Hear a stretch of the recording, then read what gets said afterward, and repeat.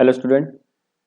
आज के इस मास ट्रांसफ़र के लेक्चर में हम कुछ जो इम्पोर्टेंट टर्म है मास ट्रांसफ़र में जिसको हम यूज़ करते हैं उनके बारे में हम स्टडी करेंगे। तो कुछ जो टर्म हैं हम पहले उनकी बात करते हैं कि जो मास ट्रांसफ़र में क्या क्या टर्म आपकी यूज़ होती हैं। तो कल जब हम पढ़ा रहे थे आपको मास ट्रांसफ़र, तो मैंने बताया था आपको लिए कि जो मास ट्रांसफ़र है, जो मास ट्रांसफ़र है आपका, मास ट्रांसफ़र एक मीडियम या आपकी जो बल्क मोशन अप्रोच है, bulk motion bulk motion approach है। ठीक है, मास ट्रांसफर क्या है? बल्क मोशन अप्रोच है, जिसमें हमारा क्या होता है, जो मास है आपका, मास से मतलब मास कंसंट्रेशन से है। ठीक है, मास या मोल्स,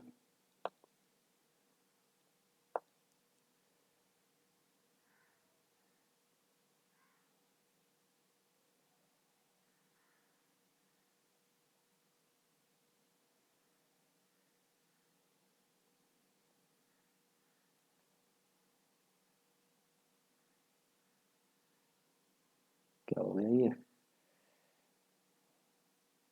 मास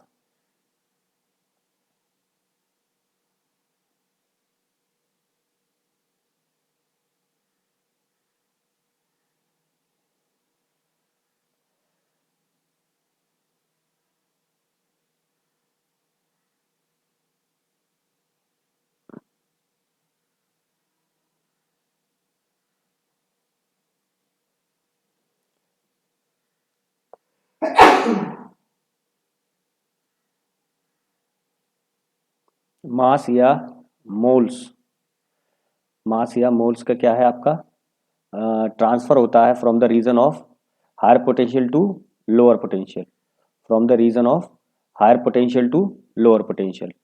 मास या मोल्स का जो ट्रांसफर है, का ट्रांसफर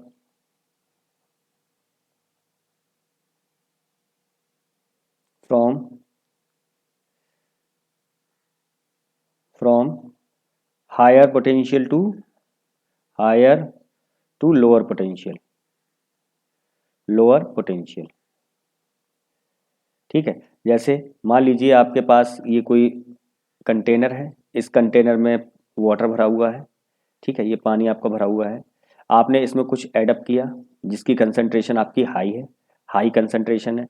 तो क्या होंगे, जो मॉलिक्यूल्स होंगे, जो मॉलिक्यूल्स होंगे वो खुद की इंटरनल एनर्जी की वजह से क्या करेंगे, इस मीडियम में क्या करेंगे, मूव करेंगे।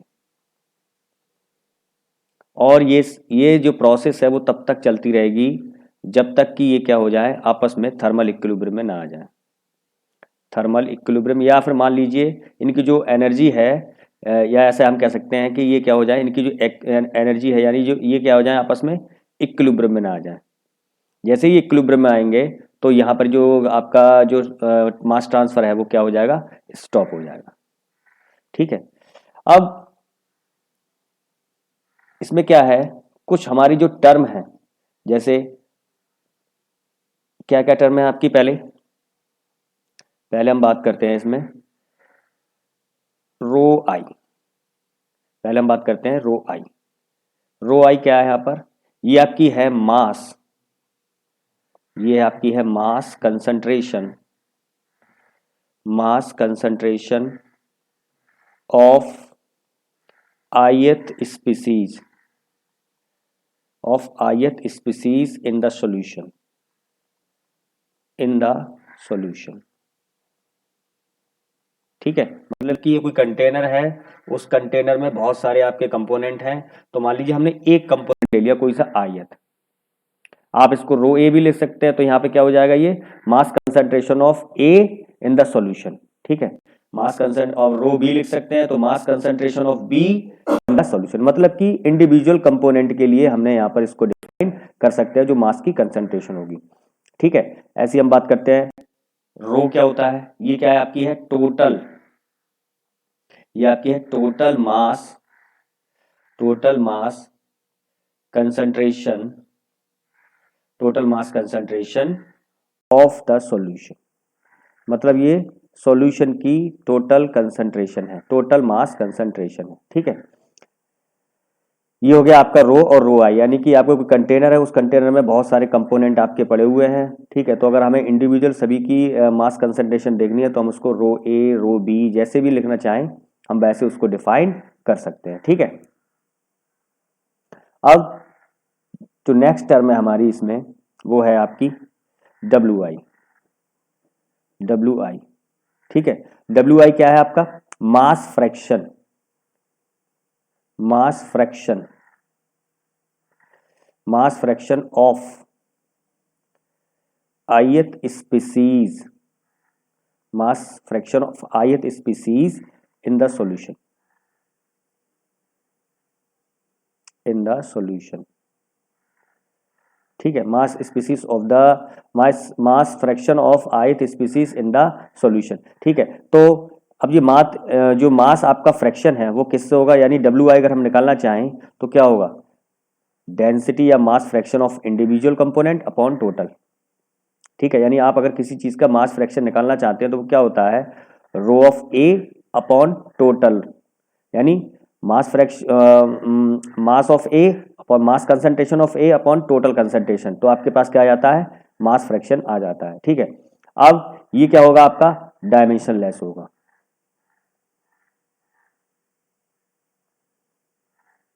ठीक है। ये आपका क्या होगा? डायमेंशन लेस होगा, ठीक है। डायमेंशन लेस यूनिट होगी इसकी, यानी ये क्या हो जाएगा? केजी ऑफ ith स्पीसीज, इसकी यूनिट अगर लिखना चाहे तो हम ऐसे लिख सकते हैं KG of ith species upon KG of solution, KG of solution. तो ये क्या हो जाएगी? आपकी वेट फ्रैक्शन की यूनिट हो जाएगी। जैसे डेंसिटी की यूनिट क्या होती है? डेंसिटी होता है आपका केजी पर मीटर क्यूब, ये तो होता है डेंसिटी, ठीक है। या फिर आप मास, आपका mass concentration KG upon metre cube,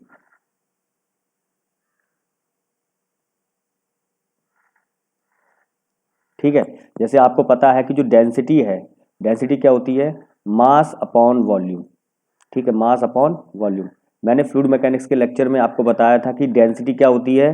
density किसी भी फ्लूइड की, डेंसिटी किसी भी फ्लूइड की, फ्लूइड की हैवी, हैवीनेस को बताती है, ठीक है।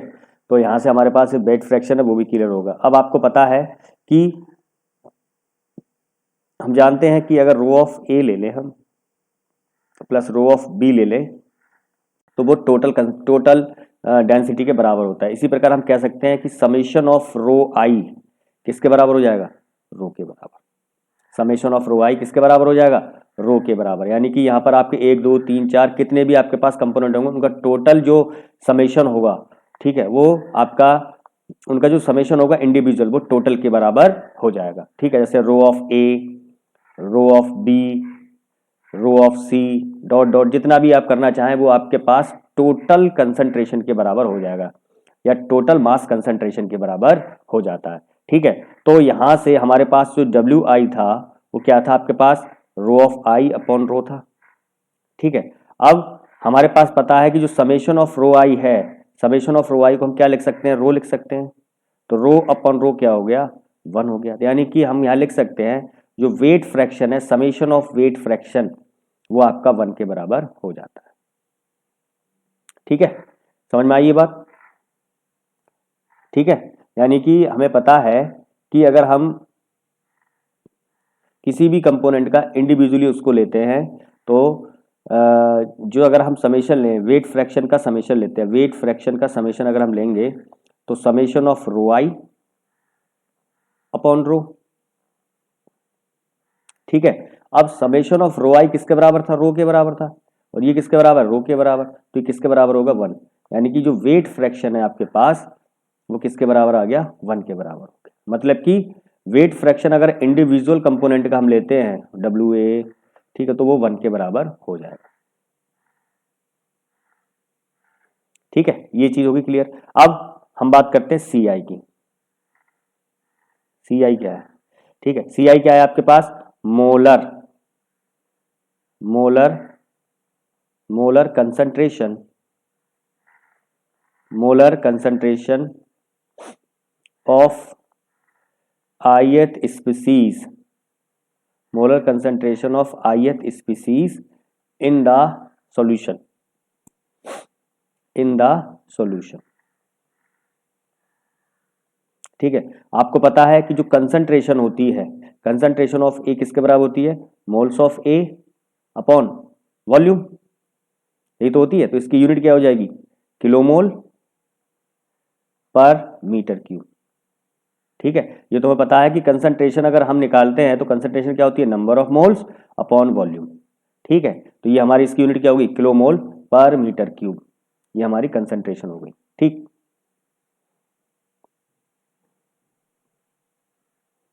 अब सी आई हमने निकाल लिया, अब बात करते हैं हम कैपिटल सी, टोटल कंसंट्रेशन।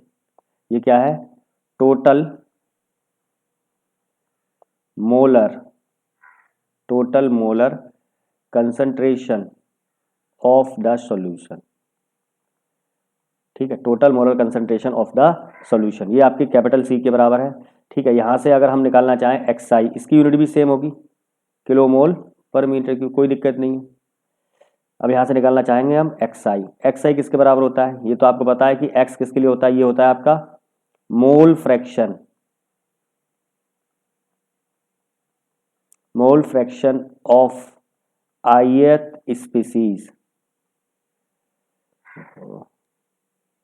क्या गड़बड़ हो रहा है जी, ith species in the solution, in the solution. तो मतलब क्या है इसकी unit, kilomole, kilomole of ith species upon kilomole of the solution, ये इसकी यूनिट हो जाएगी। अगर आप इसको लिखना चाहें, वो तो यूनिट लेस हो ही जाएगा, लेकिन अगर आप इसको लिखना चाहेंगे एक्स आई को, तो आप इस प्रकार भी इसको लिख सकते हैं। ठीक है, अब हमें क्या करना है, अब हमें देखना है कि और क्या क्या डेफिनेशन हो सकती हैं। जैसे कि आपको पता है कुछ चीज़ों के बारे में कि जो आपका, कहाँ गया पेन, ठीक है, आपको पता है कि जो एक्स ए होता है वो क्या होता है, concentration of A upon total concentration. ठीक है, यानी mole fraction of component a is equal to concentration of that component upon total concentration. तो इसके क्या होगा, आपके रेशियो के बराबर होती है हमारे पास एक्स से। तो यहां से हम क्या लिख सकते हैं, यहां से हम ये लिख सकते हैं कि यदि आप क्या लिखना चाहें, एक्स आई, एक्स आई होगा किसके बराबर, C of i upon total C, इसके बराबर हो जाएगा। तो यहां से आपको पता है कि जो आपकी concentration of a plus concentration of b is equal to total concentration. ठीक है, तो हम क्या कर सकते हैं, जो समेशन ऑफ सी आई है, यानी समेशन ऑफ सी आई वो किसके बराबर हो जाएगा, टोटल कंसंट्रेशन के बराबर हो जाएगा। ठीक है, तो इसीलिए हमें पता है कि अगर हम समेशन ऑफ एक्स आई निकालें, समेशन ऑफ एक्स आई निकालें, तो summation of C i upon C, summation of C i किसके बराबर था, सी के बराबर, सी अपॉन सी किसके हो गया, ये वन हो गया। तो हमें पता है कि जो समेशन ऑफ एक्स आई है वो आपका वन के बराबर होता है। जैसे आपको पता है कि एक्स ए प्लस एक्स बी आपका वन के बराबर होता है। ठीक है, वो यहीं से आपका वन के बराबर होता है। ठीक है, इन दोनों से हम चीजें को हमें एनालाइज कर सकते हैं। ठीक है,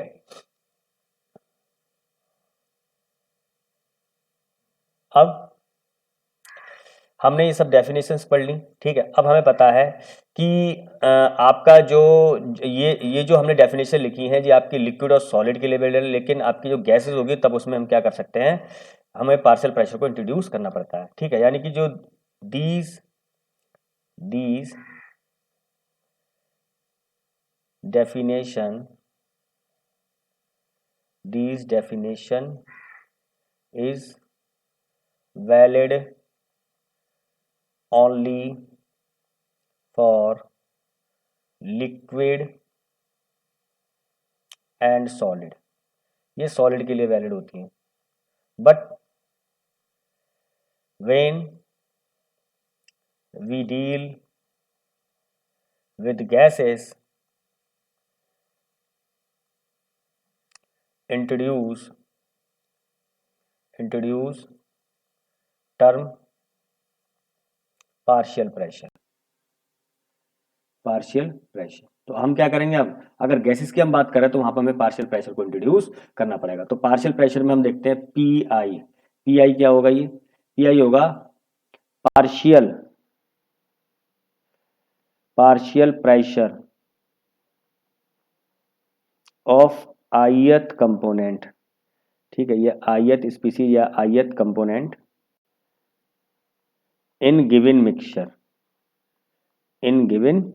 मिक्सचर, क्योंकि एक जो गैसेस होती है वो मिक्सचर होता है आपका, इसलिए गिवन मिक्सचर। ठीक है, तो आप इसकी यूनिट क्या होगी, प्रेशर की यूनिट आपको पता है किलो न्यूटन पर मीटर स्क्वायर होती है, किलो न्यूटन पर मीटर स्क्वायर। ये कैसे आई प्रेशर की unit,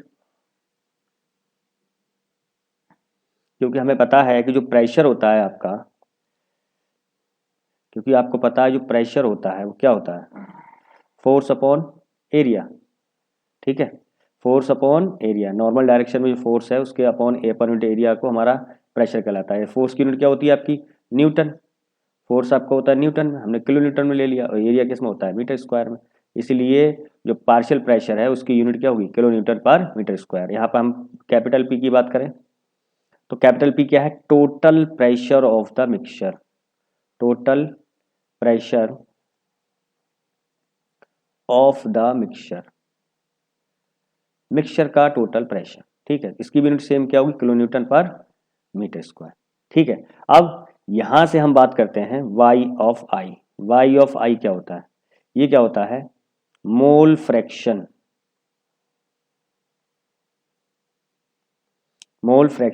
of the ith species in the given mixture। ठीक है, यानी आपको पता है कि जो वाई आई होता है वो किसके बराबर होता है, वाई आई की अगर यूनिट लिखें तो हम क्या लिखेंगे यहाँ पर, किलो न्यूटन पर metre square of ith species upon kilo newton पर metre square of the mixture. ठीक है, ऑफ द मिक्सचर मतलब क्या हुआ कि मैंने आपको बताया कि मैंने लिखा वाई ऑफ आई। ठीक है, वाई ऑफ आई यानी आप वाई ऑफ ए लिखते हैं तो क्या होता है, partial pressure of A upon total pressure. यही तो होता है आपके पास, partial pressure of A upon total pressure. ठीक है, अगर इसको मैं ऐसा भी लिख सकता हूं, y of i is equal to partial pressure of i component upon total pressure. मैं इसको इस तरीके से भी लिख सकता हूं। ठीक है, तो यहां से मैं देखता हूं कि आपको पता है कि जो P of A plus P of B is equal to total pressure. ठीक है, डाल्टन ने बताया था कि अगर आपके पास कोई कंटेनर है, उस कंटेनर में आपके पास कोई दो कंपोनेंट पड़े हुए हैं, तो उन दोनों कंपोनेंट के द्वारा लगाया गया जो पार्शियल प्रेशर है वो उसके टोटल प्रेशर के बराबर होता है। ये किसका लॉ था आपके पास, डाल्टन्स लॉ था। तो इसी प्रकार हम यहाँ लिख सकते हैं, यानी कि जो समेशन ऑफ पी आई है वो कैपिटल पी के बराबर होता है। ठीक है, समेशन ऑफ, तो यहाँ से हम ये देखेंगे कि जो समेशन ऑफ वाई आई है वो आपके किसके बराबर हो जाएगा, summation of P I upon P. और समेशन ऑफ पी आई क्या था, पी अपॉन पी। तो समेशन ऑफ वाई आई किसके बराबर हो गया आपके पास, 1 के बराबर हो गया। जैसे हम जानते हैं, जैसे हमें पता है ना कि मोल fraction of A component in gaseous face, mole fraction of B in gaseous face दूसरे कंपोनेंट के लिए वो आपका 1 के बराबर होता है। वो ऐसे ही 1 के बराबर आया है, summation of y i is equal to 1। ठीक है, तो ये सब चीजें हमारे पास आ चुकी हैं। तो हमने क्या लिया, जो डेफिनेशंस थी उनको डिटेल में डिस्कस कर लिया है। ठीक है, अब हम बात करते हैं इसके लिए, इसमें जो टर्म आती है, एक आता है आपका एवरेज वेलोसिटी।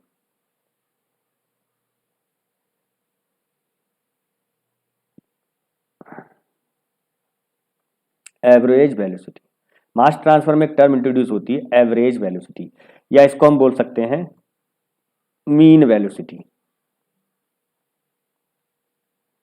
ठीक है, इसको हम क्या बोल सकते हैं, मीन वेलोसिटी। ठीक, तो एवरेज को स्टडी करने से पहले, यानी एवरेज वेलोसिटी को स्टडी करने से पहले, एवरेज वेलोसिटी को स्टडी करने से पहले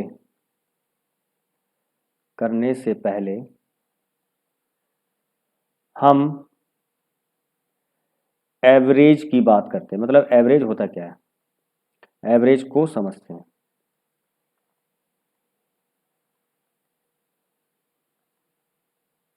ठीक है, हम क्या करेंगे, एवरेज को समझेंगे। तो यहां पर इसको समझने के लिए हम क्या करते हैं, जैसे हमें पता है कि मान लो कोई हमने रैंडम वैल्यू ले ली, कोई हमने रैंडम, सॉरी,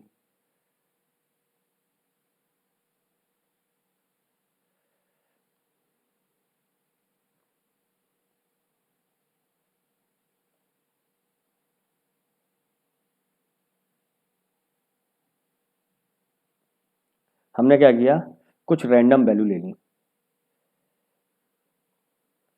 रैंडम वैल्यूज को हमने ले लिया। रैंडम वैल्यूज मान लो हमने लिखा 2, 3, 10, 4, 1, 15। ठीक है, अब मुझे इसका एवरेज फाइंड आउट करना है। तो आप एवरेज इजीली फाइंड आउट कर लेंगे। एवरेज के लिए निकालने के लिए हम क्या करते हैं, एवरेज जो एक्स आई होता है, एवरेज वो किससे होता है, मीन एवरेज, इसको बोलते हैं मीन एवरेज। मीन एवरेज ये किसके बराबर होता है, number sum of the observation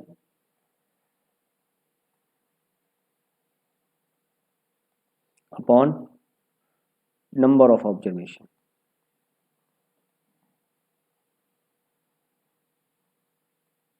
मतलब कितना इनका सम है और कितनी बार हमने इसको ऑब्जर्व किया है। तो हम इसको जब निकालते हैं तो आपका आंसर आ जाता है। ठीक है, जो भी आंसर आएगा, मैं आपको बताने का मीन था कि आपको एवरेज कैसे निकालते हैं। ठीक है, तो डेटा जो हो सकता है आपका, जो आपको डेटा मिलेगा मास ट्रांसफर में, जो डेटा मिलेगा या किसी स्टैटिक्स में डेटा मिलेगा, वो आपका क्या है, आपका या तो ग्रुप डेटा हो सकता है वो, या आपका क्या हो सकता है, स्ट्रक्चर डेटा हो सकता है, स्ट्रक्चर डेटा। ठीक है, तो हमें इन सब चीज़ों को फाइंड आउट करना होता है। अब मान लीजिए, मतलब जो मीन निकालते हैं हम किसी भी चीज़ का, जो mean is calculated, mean is calculated on A given basis, A given basis. हमें जब भी मीन निकालना होगा, कोई ना कोई बेस हमें गिवन होगा। ठीक है, तो हम किसी भी चीज़ का जब मीन निकालते हैं तो आपके लिए जो मीन उसका जो बेसिस होगा वो आपको क्या होगा, गिवन होगा। बिना बेसिस के हम मीन आपको कैलकुलेट नहीं कर सकते हैं। ठीक है, जैसे अब बात करता हूं मैं, जैसे ये आपके पास एक्स आई है। ठीक है, आपको एक्स आई निकालना है। ठीक, तो एक्स आई में आपको निकालने के लिए कितने, आपने number of sum of the observation लिया, sum of the observation upon number of observation.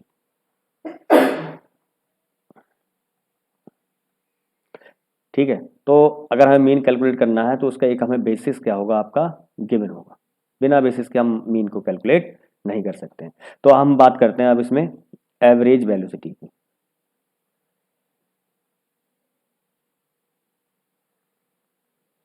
Average velocity का, ठीक है, तो एवरेज वेलोसिटी या mean velocity,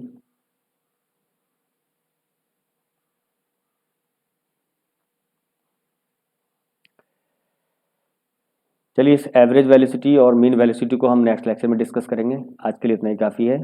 thank you class.